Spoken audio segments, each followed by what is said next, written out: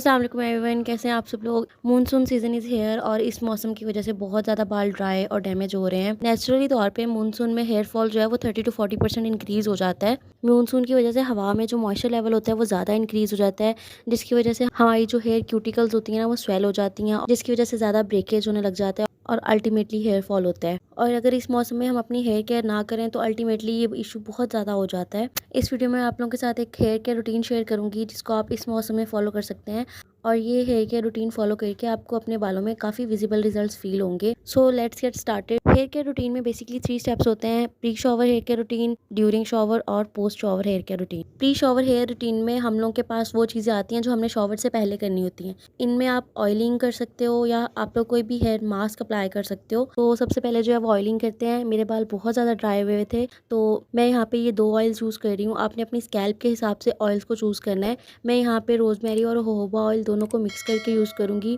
सबसे पहले मैंने इन दोनों ऑयल्स को इक्वल क्वांटिटी में एक बाउल में मिक्स कर लिया है। यहाँ पे मैं डबल बॉयलर मेथड यूज़ करके ऑयल्स को हीट करूँगी। आप बेसिकली एक पैन में पानी बॉईल कर लें और फिर उसमें ये बाउल रख दें। आपके जो ऑयल है ना वो खुद ही हीट हो जाएंगे। आपने इनको डायरेक्ट हीट नहीं करना, ना ही ओवन में इसको हीट करना है। जितना आपकी स्कैल्प या आपके बाल बर्दाश्त कर सकते हैं आप ऑयल्स को उतना हीट कर सकते हैं। मैं यहाँ पे थोड़ा ज़्यादा हीट कर रही हूँ क्योंकि मेरे बाल जो हैं वो हॉट ऑयल ट्रीटमेंट से ज़्यादा सॉफ्ट हो जाते हैं और मुझे यही मेथड सूट करता है।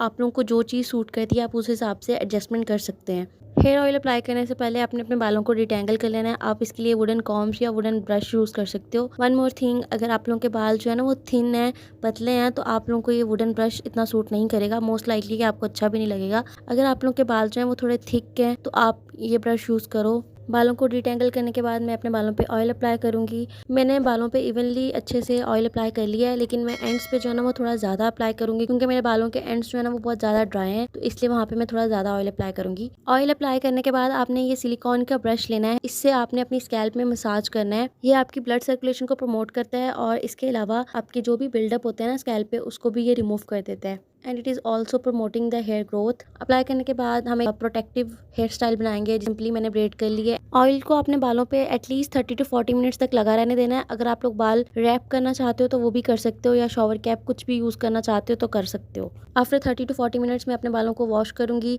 ड्यूरिंग शॉवर में बेसिकली 3 स्टेप फॉलो कर रही हूँ आज के। उसमें सबसे पहले है शैम्पू। शैम्पू आपने कोई सा जो भी यूज़ करते हो आपने कर लेना है। ये ज़्यादा अच्छा है कि अगर आप लोग सल्फेट फ्री शैम्पू यूज़ करो, बट मेरे पास अब यही था तो मैं ये यूज़ कर रही हूँ। शैम्पू को आपने डायरेक्ट अप्लाई नहीं करना होता, आपने थोड़ा सा पानी लेके उसमें शैम्पू को डाइल्यूट करना है। देन आपने इसको अपनी स्कैल्प पे अप्लाई करना है, लेंथ पे अप्लाई नहीं करना। एक और चीज़, अगर आप लोग को डैंड्रफ का इश्यू है ना तो आप लोग ये कुनास शैम्पू यूज़ कर सकते हो। ये काफ़ी अच्छा है डैंड्रफ के लिए। शैम्पू करने के बाद आपने अपने बालों को टॉवल ड्राई करना है। लाइक वॉशरूम में ही आपने अपने बाल जो है ना वो टॉवल ड्राई करने हैं। देन आपने उस पर मास्क अप्लाई करना है। मैं यहाँ पे ये इजी केयर का मास्क यूज़ कर रही हूँ। ये काफ़ी अच्छा है, डीपली हाइड्रेट करता है, फ्रेग्रेंस भी इसकी अच्छी है, ज़्यादा हैवी फील नहीं होता बालों पे और बालों को एकदम सिल्की स्मूथ कर देता है। मुझे पर्सनली ये अच्छा लगा है। ये 100 ग्राम आपको 580 रुपीज़ का मिल जाएगा। हेयर मास्क को जो है ना वो आपने एटलीस्ट 7 to 10 मिनट्स तक लगा रहने देना है अपने बालों पे। हेयर मास्क जो है ना वो आपने अपनी लेंथ्स पे अप्लाई करना है, रूट्स पे अप्लाई नहीं करना है ये। इसके बाद आफ्टर 7 to 10 मिनट्स बाद आप लोग वॉश करेंगे, अगेन टॉवल ड्राई करेंगे और फिर से आप कंडीशनर अप्लाई करेंगे। कंडीशनर लगाना इसलिए ज़रूरी है क्योंकि ये मॉइस्चर को लॉक कर देगा और आपके बालों को ज़्यादा देर तक मैनेजेबल रखेगा। आई नो कि ये 3 स्टेप्स फॉलो करना आप लोगों को मुश्किल लग रहा होगा, तो आपने पहले अपने बाल वॉश करने हैं। जब आप अपने हेयर पे मास्क अप्लाई कर लेंगे उसके बाद आप बॉडी क्लीनिंग की तरफ जाएँ एंड फिर आप मास्क को वॉश करके कंडीशनर अप्लाई करें एंड दैट्स इट। शॉवर लेने के बाद आपने अपने बालों को माइक्रोफाइबर टॉवल में रैप करना है। अगर आप लोगों के पास ये टॉवल नहीं है तो आप कोई भी पुरानी कॉटन की शर्ट यूज़ कर लें। दूसरे जो हम रेगुलर टॉवल यूज़ करते हैं ना उनके बहुत हार्ड से, रफ और कोर्स से ब्रिसल्स होते हैं और वो आपके जो हेयर में से मॉइस्चर होता है ना वो सारा अब्जॉर्ब कर लेते हैं। जब आपके बाल जो हैं वो 50 to 60% तक ड्राई हो जाएंगे, यानी थोड़े थोड़े डैम्प से बाल होंगे ना, तब आपने एक अच्छा हेयर सीरम अप्लाई करना है।